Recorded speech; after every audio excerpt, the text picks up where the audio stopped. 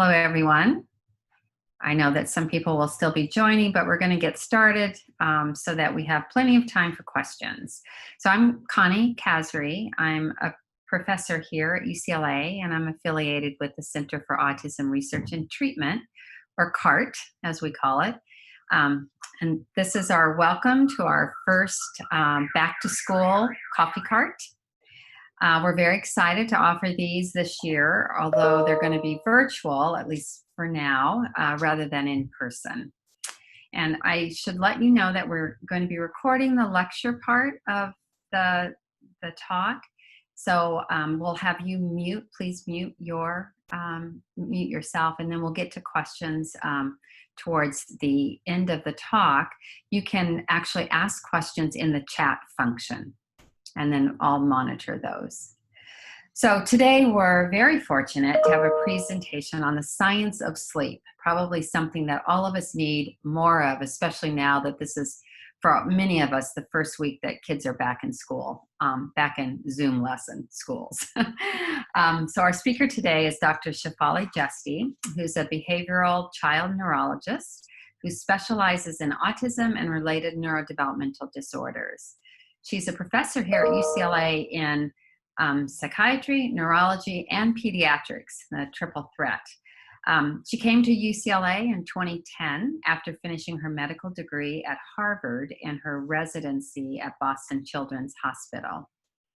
Dr. Jeste is a world expert on rare neurodevelopmental disorders, and she has several ongoing studies, particularly for children with tuberous sclerosis complex, or TSC. She's really, I think, innovative in her work because she's trying to integrate biomarkers with behavior and trying to define atypical development prior to the onset of autism. So very important work. She primarily focuses her research on infants through late childhood, but clinically, Dr. Jeste sees and knows a lot about children and adults across many ages and many different disorders. She's really well funded. She's held leadership positions in her field. And importantly, she was awarded a prestigious Presidential Early Career Award for Scientists and Engineers in 2019. So we couldn't be happier that she's here at UCLA, and looking forward to hearing her give her talk today on the science of sleep. You have a cute title, but I'll let you show that, Shafali. Thank you so much. I'm so honored to be the first coffee cart speaker or presenter. Let me just get my slides up. And I just want to say that, one of my big draws to coming to UCLA from Boston 10 years ago now, I can't believe it's been that long, were to be able to work with people like Connie in CART, because it's so rare as a neurologist and a neuroscientist to be able to learn from and collaborate with experts in intervention. Ultimately, all the work that we do scientifically, quite frankly, is to help kids and adults with autism and neurodevelopmental disabilities. My goal is to have treatments for every child that work. And so being able to really work with the experts in intervention research and delivery is really a blessing. So really happy to be a part of this. And Connie and I actually get to run a clinical trial on infants with tuberous sclerosis right now, which has been really fun. So yeah, I'm going to kind of wear more of my clinical hat today. I'll throw in a little bit of neuroscience because I think it helps frame the discussion around how we think about treatment. But I will say, as a pediatric neurologist, I see lots of kids and adults with neurodevelopmental disabilities with a variety of chief complaints, right? So there's reasons that people come to child neurologists. Certainly, sometimes it's to make an initial diagnosis of autism or developmental delay or intellectual disability or ADHD. But often it's because a child already has a neurodevelopmental diagnosis and there's other issues that they need help with. And the number one issue that I am taking care of is sleep issues. And so I thought that this would be a really nice opportunity to just talk about sleep and insomnia in autism and neurodevelopmental disabilities more broadly. You'll see I use the verbiage of autism throughout because most of the studies that have been done are focused on kids with autism, but I would say the principles that I'm describing here really do apply more broadly to kids with neurodevelopmental disabilities and even to kids who have typical development. and maybe even for us as adults who often struggle with sleep issues. And so, yeah, so we'll get started. I'm hoping to talk for about 30 minutes. I'll end with a couple of cases. I may go a tiny bit longer than that. And then I'm happy to have a dialogue, answer questions, so that we can have more of a discussion around this. And so, yeah, the title of my talk is A's to Z's of Sleep and Insomnia in ASD. Sorry if that's really corny. So what I'm going to do is I'm first going to give you a few slides on the basics of just sleep. What is sleep? What's the biology underlying sleep? How do we think about sleep? Why is it important? We'll then talk about what we know about sleep impairment or insomnia in autism.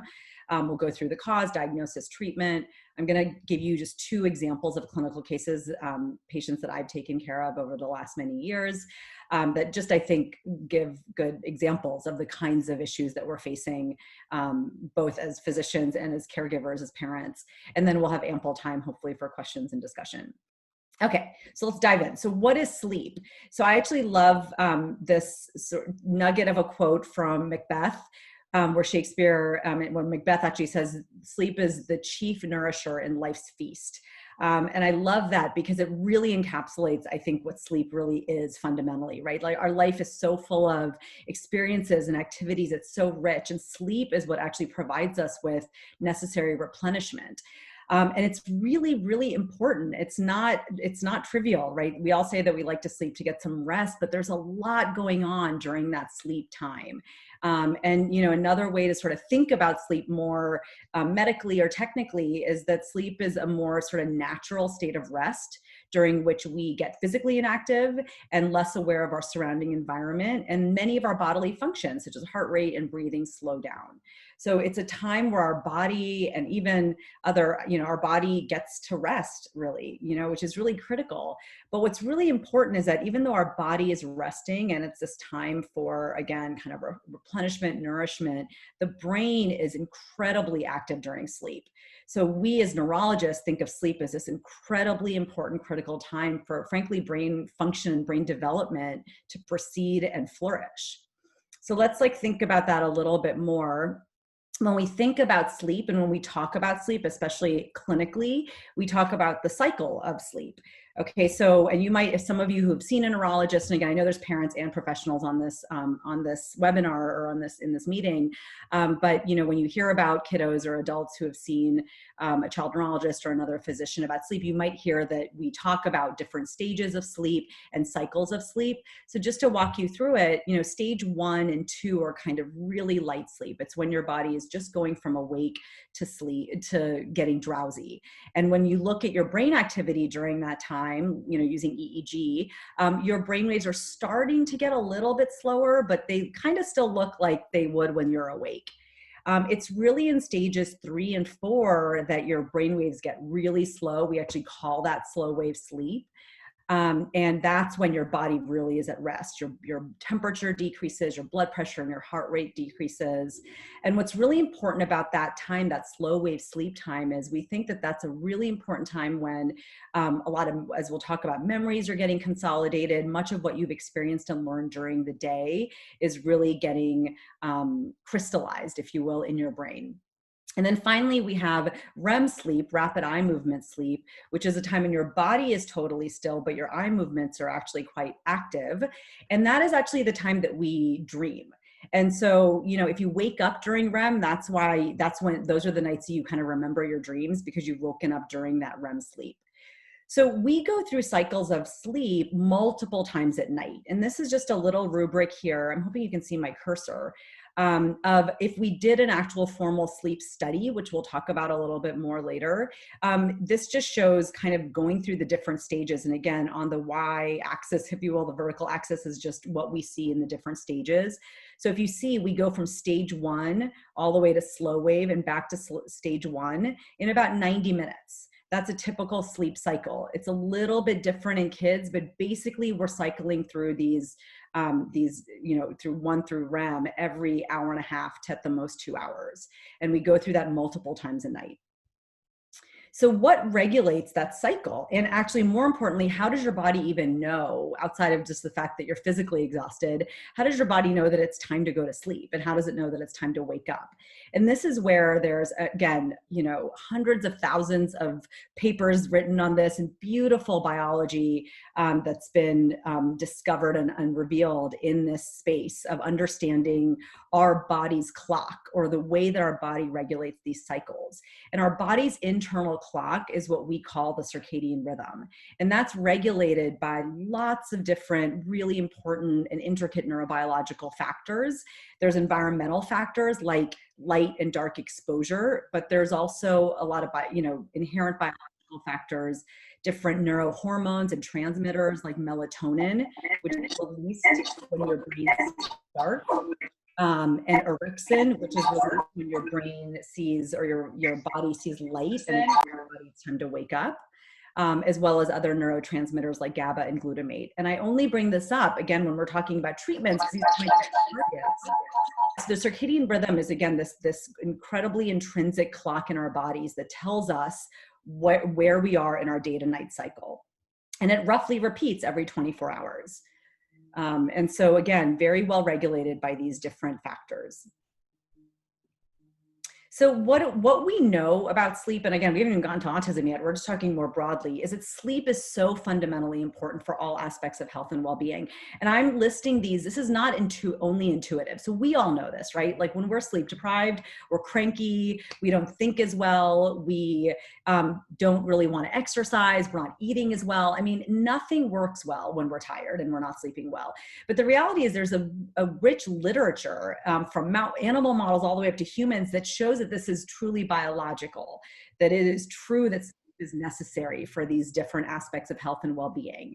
And that includes learning, cognitive development, memory consolidation, which means consolidating the information you learn during the day, mood regulation, even physical aspects like growth are very much dependent on healthy sleep. And then other aspects of physical health, like cardiac health, for instance. So sleep is super important. And again, I'm probably preaching to the choir. If those of you who've decided to join this meeting probably agree with that and are interested in learning more. But I bring this up because I take sleep very seriously when I'm working with families and patients, because I think it's the number one area in which we can really help. And we have interventions, as we'll talk about, in treatments that can truly improve all these other aspects of a child's well-being, not just the sleep itself. I throw this in here because I always get asked this question: how much sleep should my child be getting? And this is an infographic from the American Sleep Association.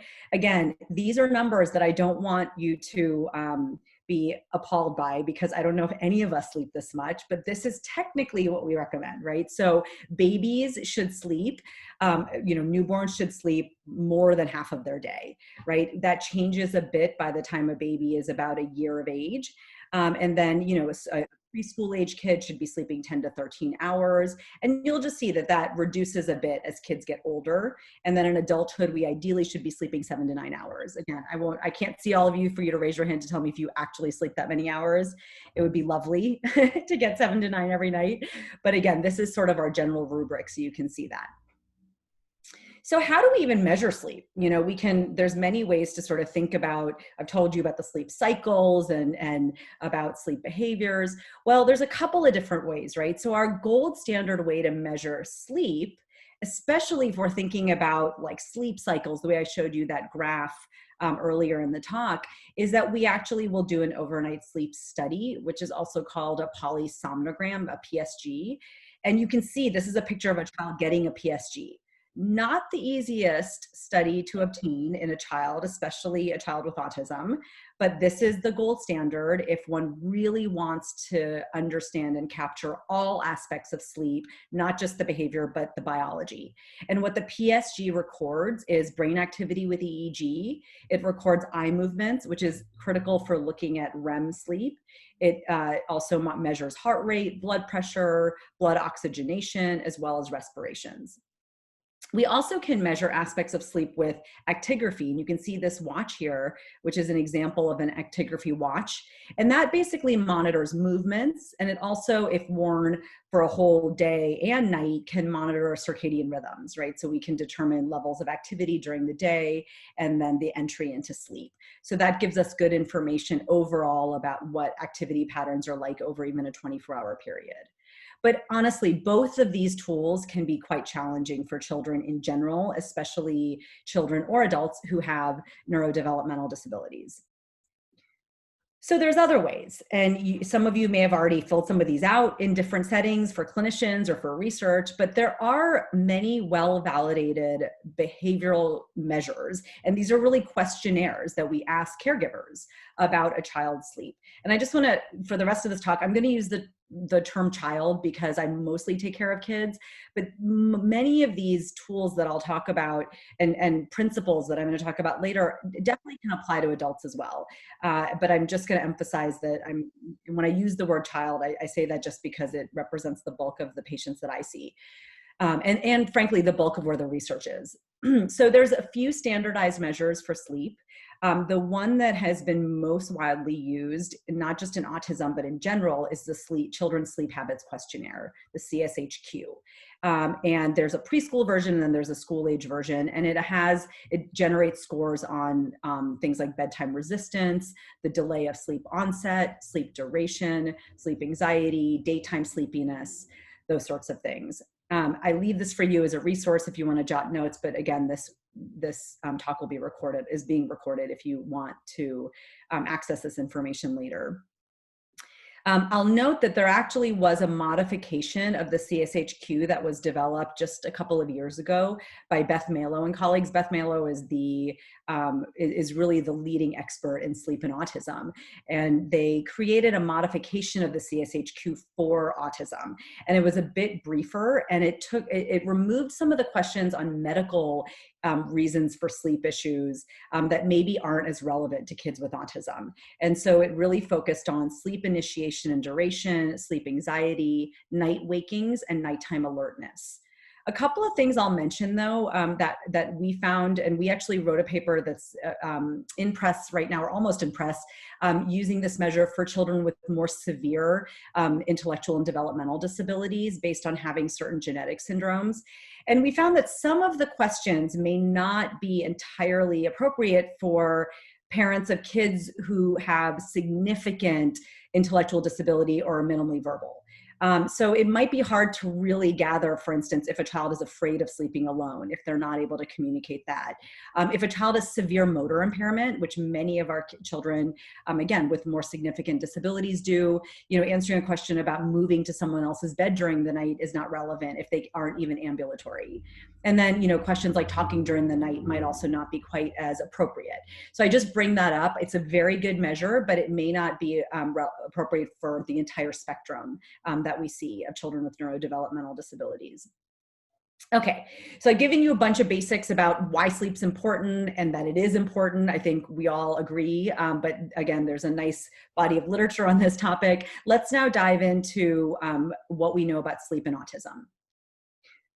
So unfortunately, what we know is that up to 80% of individuals with autism have problems with their sleep. And we use the term insomnia to kind of encapsulate that. Insomnia basically just means that you have, bouts of sleeplessness or difficulty sleeping. So it really is not a very specific term. It just means that someone's not getting enough sleep because of challenges in being able to sleep. The patterns that have been reported, and again, I'm citing a few papers down here, but there's a pretty vast literature on this, is this typical pattern of a child with autism is first that they have difficulty falling asleep. And that's what's been corroborated by all these behavioral measures I described. But if you do look at sleep study data, it's consistent. And what sleep studies show is what we call, quote, prolonged sleep latency. So it takes longer to get into to move from stage 1 to stage 2 sleep, right? To go from drowsy to actually sleeping. Secondly, kids with autism have frequent night awakenings. So they're just waking up many times in the middle of the night. This is also shown on the behavioral measures, but if you look at sleep studies, this gets described as fragmented sleep, which means, again, that you're starting to go through sleep cycles and then the cycle ends and you go back to stage 1 or awake. So that's happening repeatedly during the night. Thirdly, there's early morning awakenings. Kids are getting up at 4 or 5 a.m. And again, that's described by parents, caregivers, and on sleep studies, that's just shown by the fact that they have a shorter duration of sleep. And then lastly, there's reports of daytime sleepiness or irritability that likely is related to the difficulty with sleep at night. This is so consistent with what I clinically. Parents will come to me and this is what they're describing, right? That the child is having trouble falling asleep and they're waking up a bunch of times in the middle of the night. And what is that leading to? We'll talk about that in a minute, but the first thing it's leading to is a really tired parent and a tired family. And so I think for the well-being of the entire family, I really, again, prioritize trying to help with this issue of insomnia. Okay, so why is insomnia so common in autism? And again, I'm summarizing a big literature in one slide just to give you kind of a snapshot, but there's a couple of basic reasons. So first, there is really a neurobiological reason for insomnia and autism. And this is, I say, you know, autism is very heterogeneous. There's many different etiologies, meaning different genetic causes of autism, different ways to get autism diagnoses. So none of what I'm saying here represents the reason for every child. Okay, so that's important to recognize. But this is, I'm just summarizing what's been shown in subsets of kids and in other kinds of studies. In some cases, there's abnormalities in that the hypothalamus and the pituitary, which is really the core part of the brain that regulates that circadian rhythm. That's the part of the brain that really does detect differences in light and dark, and that generates these important neurohormones like melatonin that start sleep. So we do know that in some cases there's some abnormalities in that hypothalamic pituitary axis, as we call it.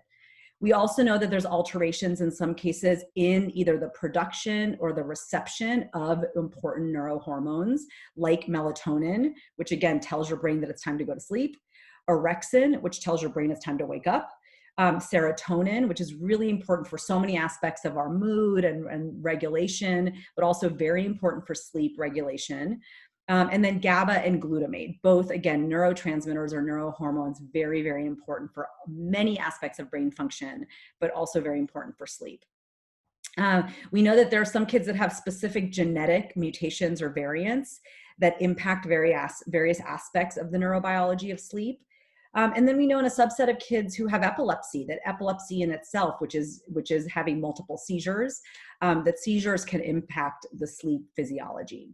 So lots of neurobiological reasons why kids with autism might have insomnia, but there's also a bunch of behavioral reasons, right? And these are just some that have been, again, and I'm really trying to ground this in what we know based on studies in the literature, but I will say, wearing my clinician hat, this is also what I hear parents describe and what I've seen after having taken care of hundreds and hundreds, if not thousands of kids now with autism who have insomnia.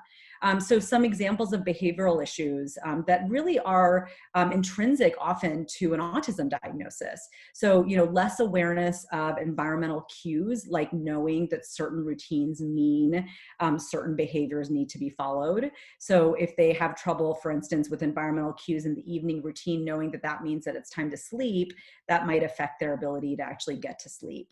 Having perseverations on activities or thoughts that really make it hard to really settle down and get into that early phase of sleep. Hypersensitivity is a very common issue that we see in kids with autism, and it's actually part of our core diagnostic features now of autism, is having sensory challenges. And so if kids are very hypersensitive to either touch or sound or light, that can definitely make it difficult to settle down with sleep.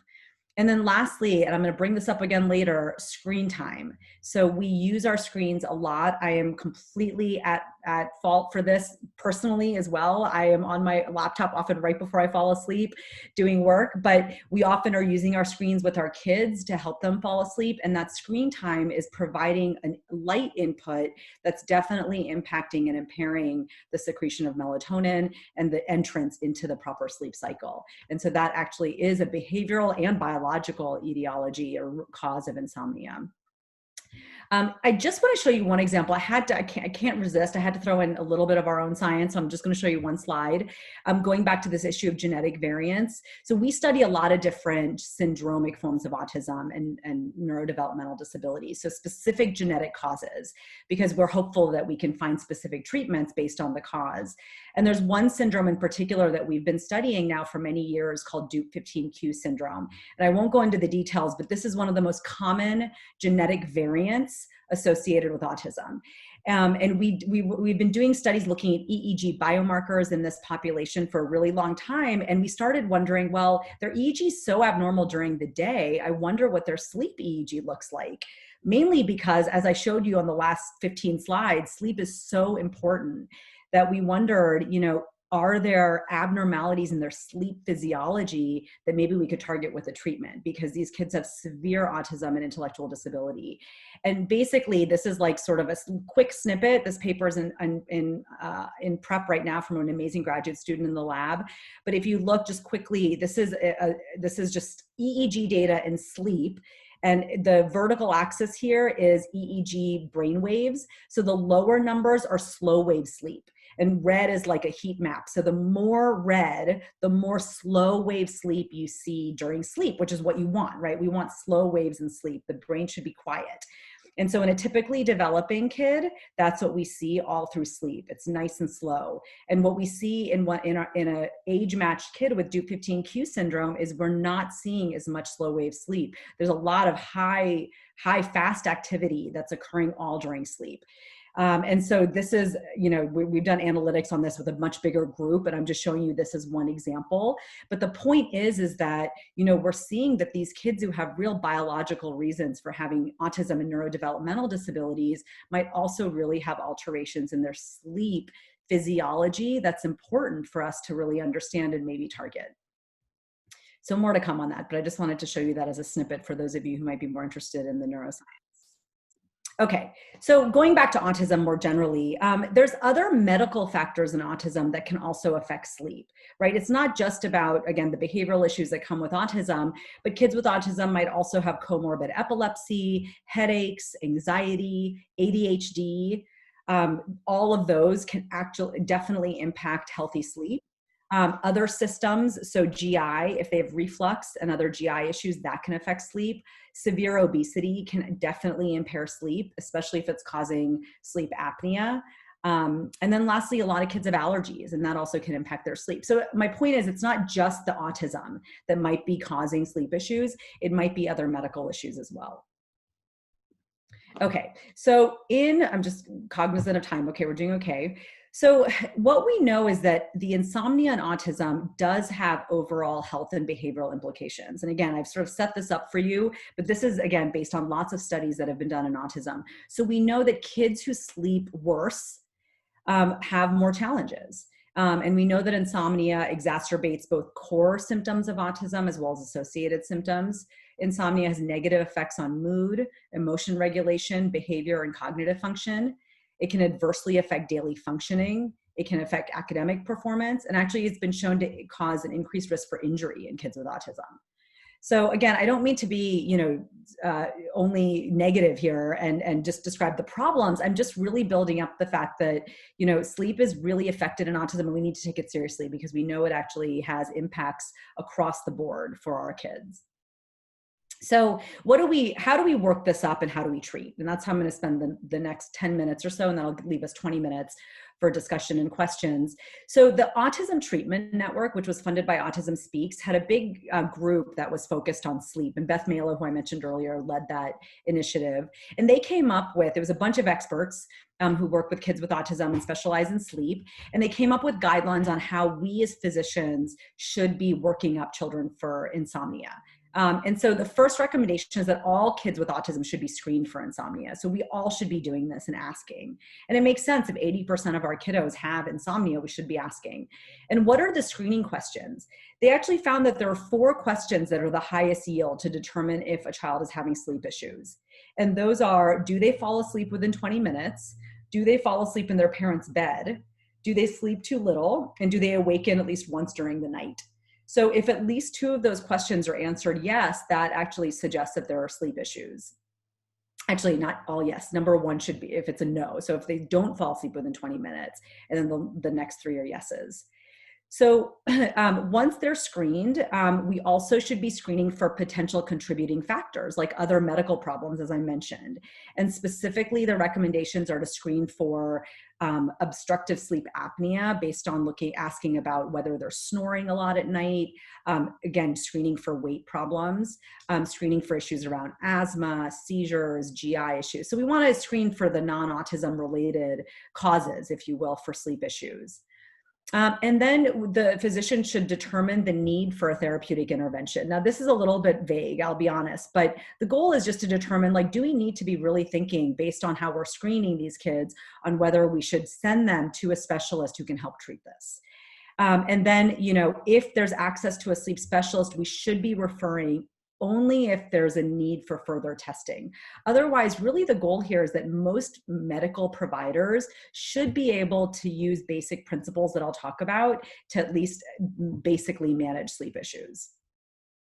So how do we manage, right? So this is the big next question. And there's been actually very recently some nice treatment guidelines that have been published. These are the most recent ones from the American Academy of Neurology. Many of the folks from the ATN were involved with this, including Beth Malo again. And they developed practice guidelines for treating insomnia and disrupted sleep behavior in kids and adolescents with ASD. So from that practice parameter, here's the recommendations, and we're going to go into a little bit more on the behavioral and medical end.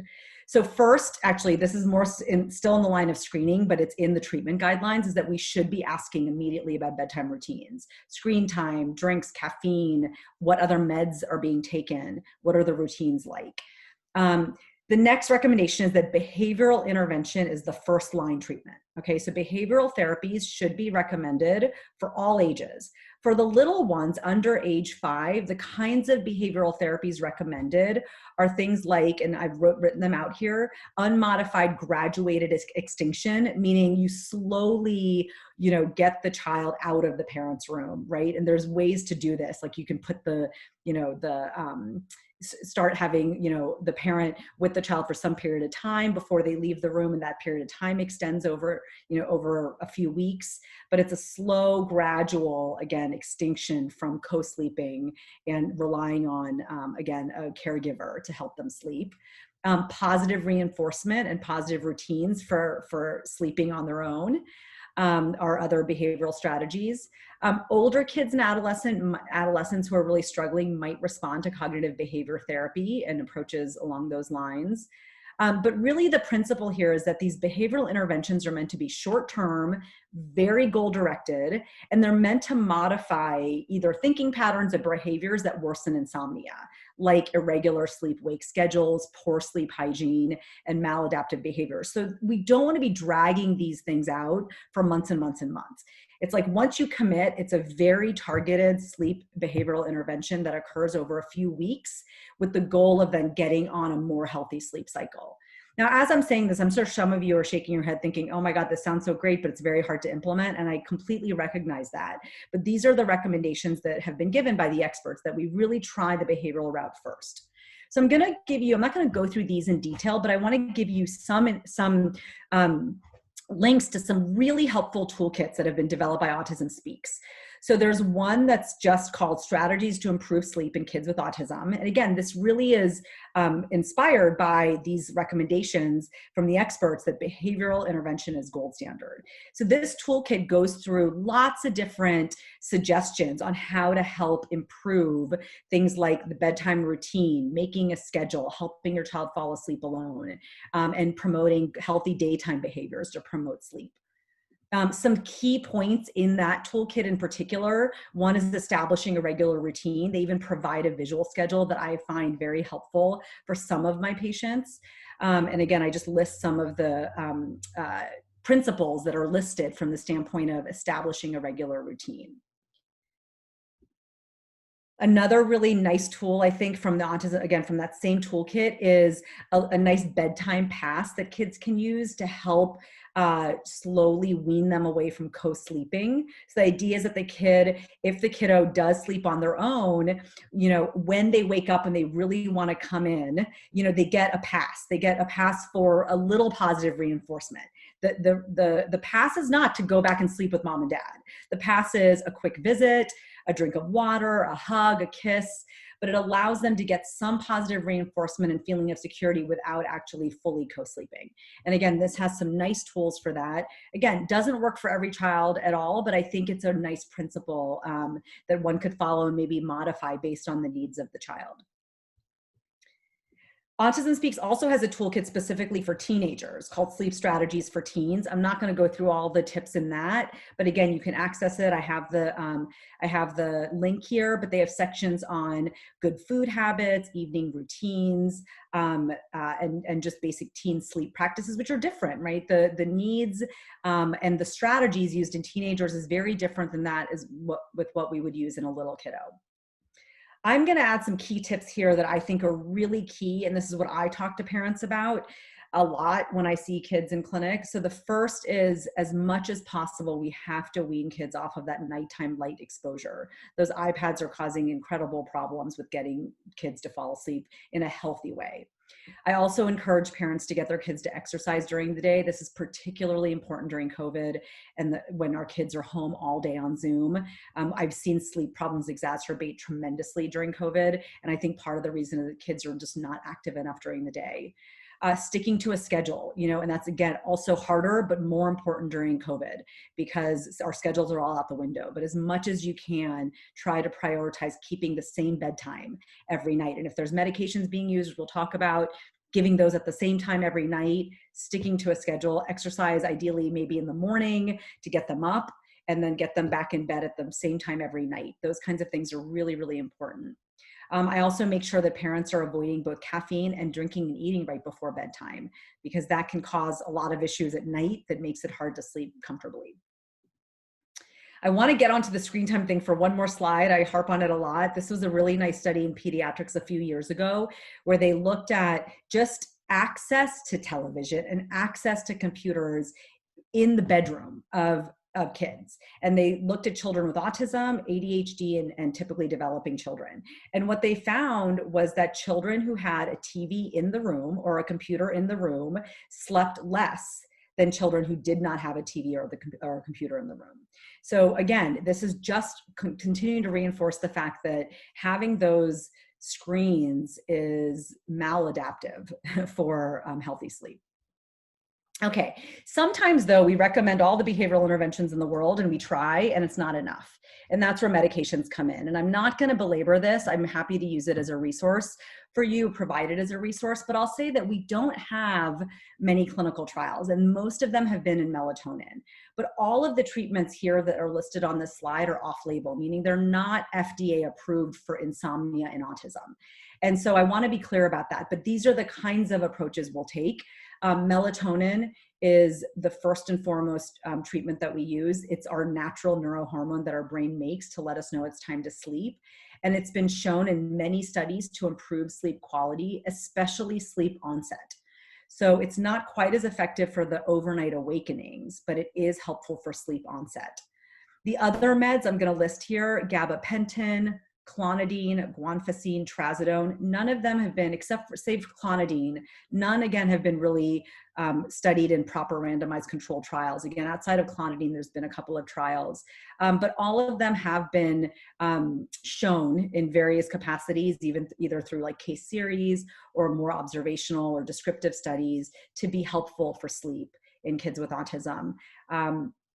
Particularly, I just want to mention clonidine and guanfacine, which we actually often use second line for ADHD symptoms as well, are effective not simply to improve sleep onset, but also to improve nighttime awakenings. And so I often will use it in children who have difficulty with, again, fragmented sleep. So they're waking up a lot during the night. I want to just mention a couple more things about melatonin because it's so widely used. So there's immediate release melatonin, which we recommend again for helping with onset of sleep. It should be given an hour before bedtime and every night. It is not meant to be like a sedative, right? It's meant to really regulate your sleep cycle. So if you're going to use melatonin, you want to use it every night for a whole month before you determine whether it's working or not. There is an extended release form of melatonin that recently I'll show you has been studied in autism. It doesn't come as a liquid or a gummy as far as I know. I would love for one to be created. But the extended release has been shown to perhaps also help with the nighttime awakenings. So it might be an option where for a child who isn't just having trouble falling asleep, but is having trouble with the overnight awakenings, and there's more of an interest in using something that might be considered more natural, if you will, because it's a hormone that our body makes rather than a prescribed medication. So just wanted you to know that there's lots of different formulations of melatonin, again, because it's not FDA regulated. So I always recommend to parents, find one that you like and that works, and then stick to it. Make sure your physician knows exactly which one you're using.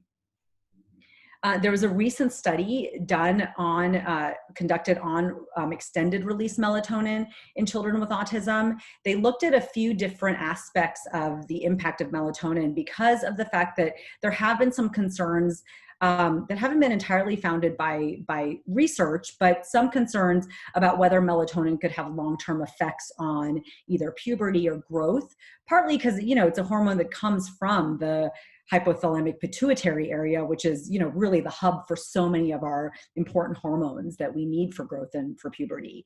And so long story short is the study did show that extended release melatonin was safe.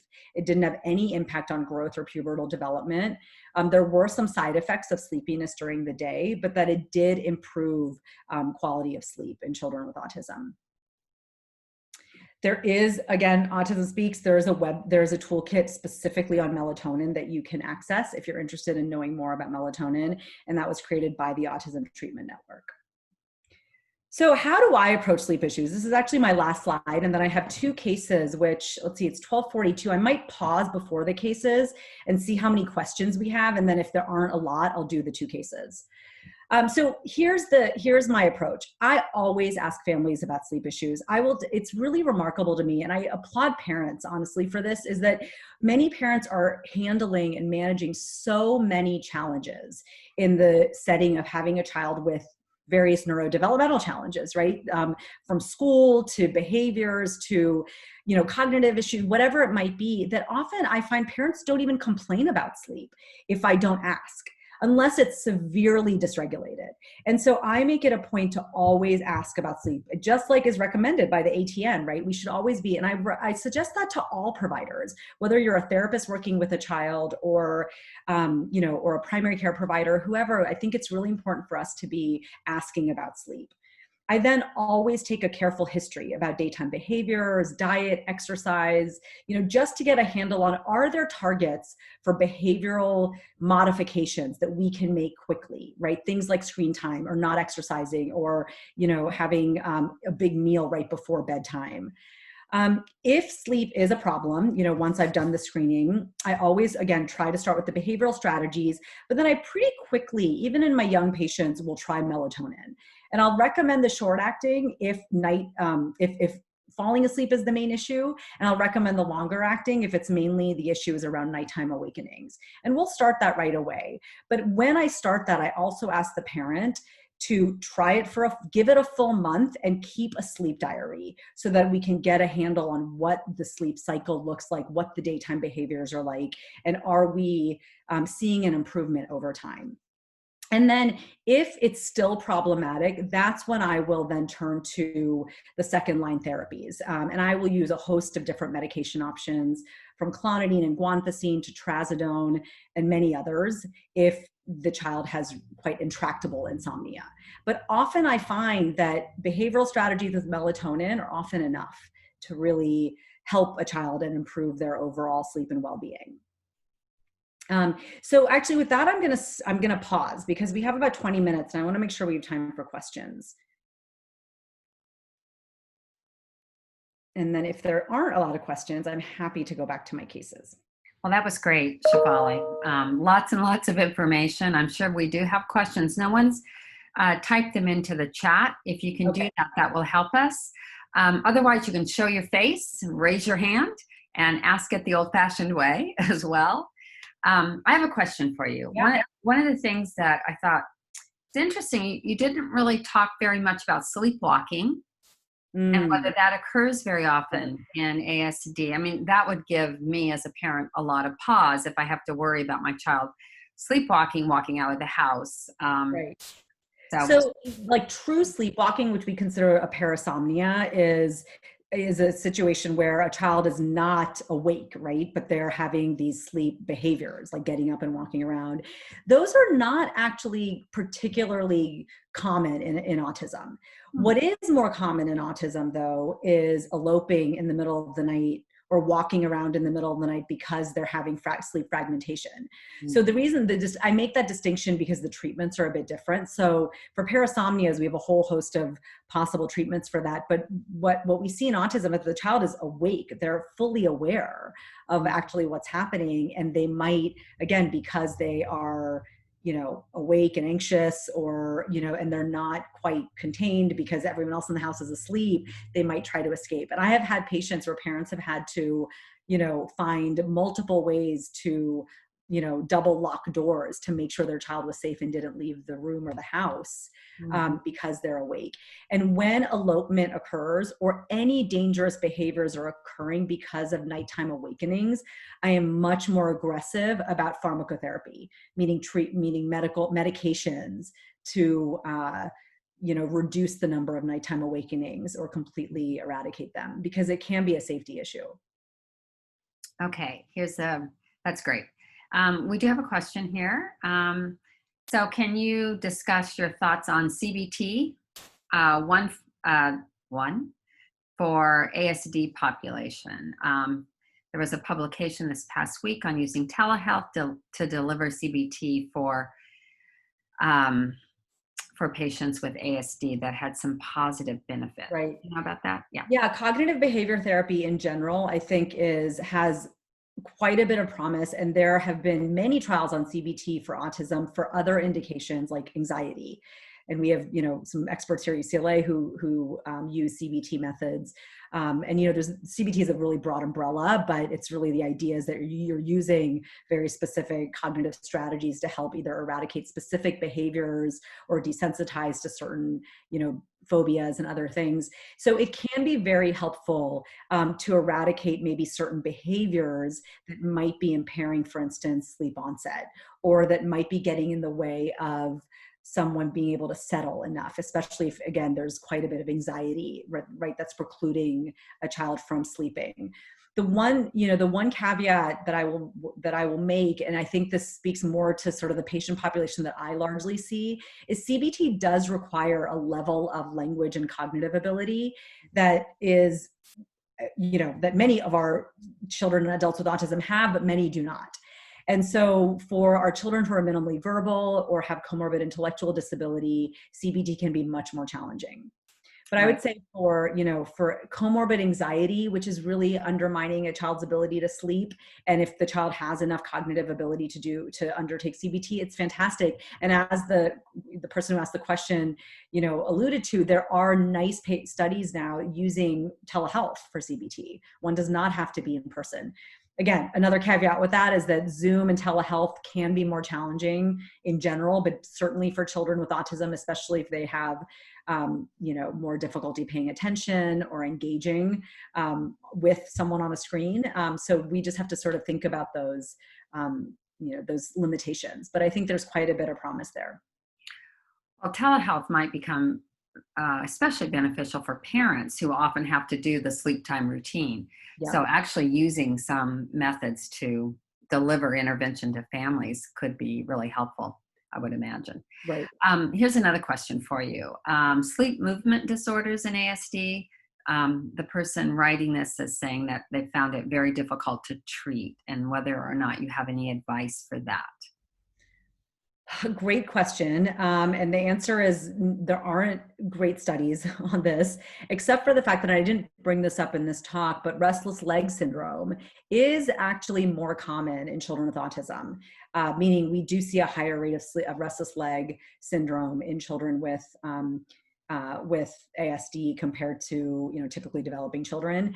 And the mechanism is a little bit it's not entirely understood, but there are a subset of individuals with restless leg where it's been shown that it's likely secondary to an iron deficiency. And really it's an issue with the iron transporter. And so iron supplementation can be very helpful for restless leg. And so I didn't actually mention that here, but if I hear about a child who's having very restless sleep, and I don't just mean being really active in their sleep, but real restless leg, like the legs are, are moving incredibly consistently through the night, consistent with a more restless leg phenomenon, I'll at least try iron supplementation, which can be quite helpful in a subset. But I will say I do have a lot of patients with autism who are very restless sleepers, and they're very active. And I find that if I use, again, if the behavioral strategies don't work or aren't enough alone, the combo of melatonin to help with sleep onset, and then an alpha agonist like clonidine or guanfacine to help mitigate some of the overnight awakenings, that combo I have found effective in the majority of my patients who have insomnia. Not in all, and I tend to get a lot of the intractable families or patients, but that combo can be quite effective across the board. Mm-hmm. Mm-hmm. Let's see. I don't see if someone else has a question. That would be good. What else? I think getting someone to behaviorally treat this particular issue is hard because it happens at night. Yes. And so, what do you recommend to families? Like, where I understand that they could go to the ATN or the Autism Speaks for those kinds of resources, but are there other resources that you can kind of point people in the direction? Right. I wish, I always say, I wish in our clinic we had a sleep therapist who could work with families directly, because it does take a partnership between the caregiver and someone. And that someone could be your primary care provider. The someone could be, frankly, an ABA therapist, especially if some of the challenges are around, and again, I'm using the term ABA very loosely, but any behaviorist, right? Because especially if the issue is around setting routines at night or being able to use specific reinforcers, especially positive reinforcers to, solidify certain behaviors and reinforce certain behaviors, then the behaviorists, I think, this is what their expertise is in, and they can be incredibly helpful. I tend to often play that role of partner with the families if needed. I'm not a sleep expert in the sense that I'm not a behavioral intervention expert.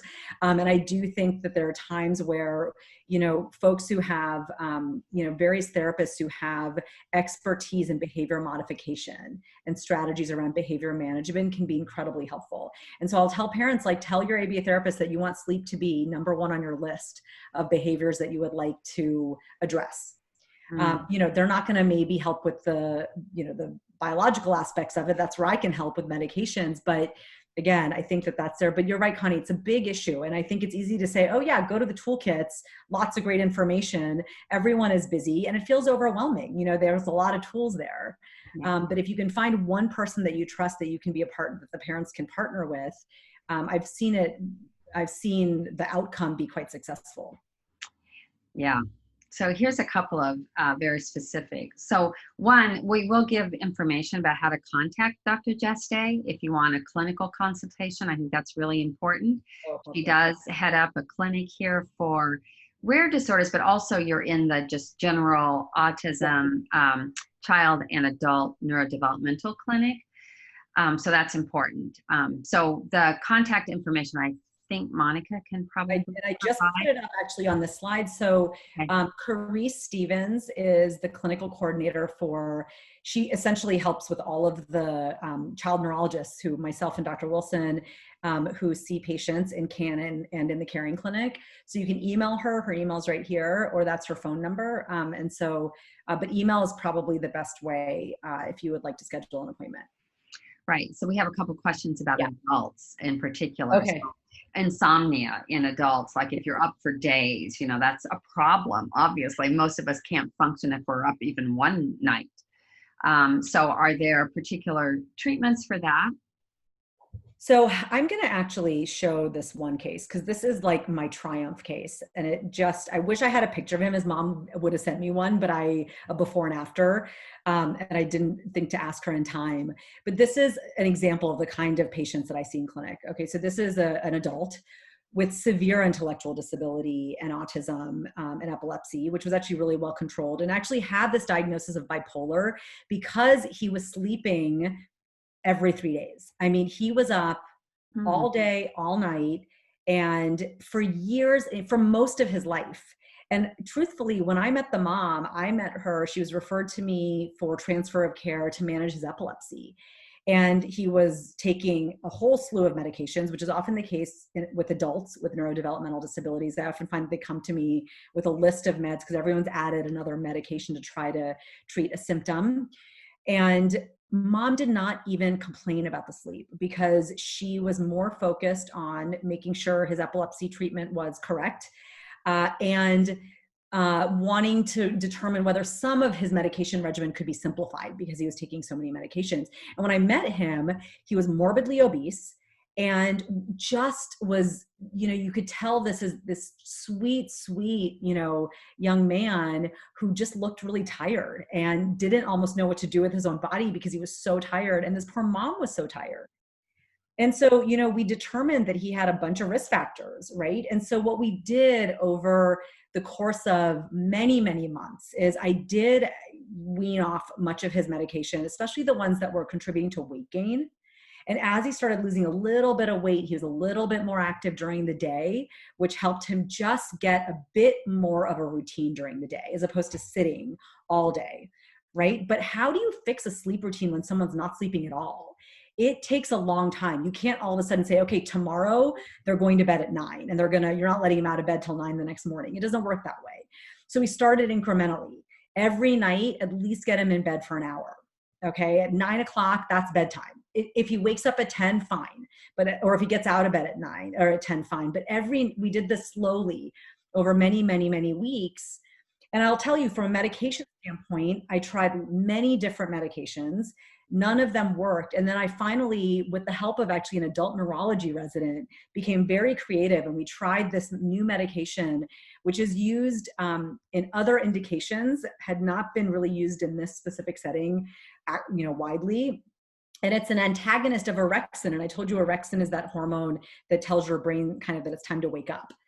And it's this orexin antagonist called suvorexant, which is used widely in the adult neurology population for other types of insomnias. And within a week or two, he started sleeping during the night. So the combination of a creative medication, and I'll just say, I'm now still following him. 2 years later, this young man has lost almost 200 pounds. So he's still big, but he's a big guy. He's well-regulated. He's attending a day program. He exercises. I just saw him in clinic a few weeks ago, and he is a different human being. And mom credits the majority of this improvement to the fact that he's sleeping. And so I just, I emphasize that we can improve sleep even in adults where there has been decades of poor sleep. I think we just have to be willing to try a longer term plan, and we have to be a bit more creative. It's great. So we're about out of time. There are a couple of out of time, not out of town, out of time. A couple more questions. There are some very specific questions about behavioral reversal when you have a kid who wakes up in the middle of the night, and what you try when everything has failed, right? Behavioral techniques have failed, medications have failed. And I don't know if you feel like you want to answer that or know what the answer is. I'm not sure I know what the answer is. So do you? I don't have a quick answer to that. I think what I would do is I'd really sit down and talk with the family and understand what exactly is the issue at night when they're waking up.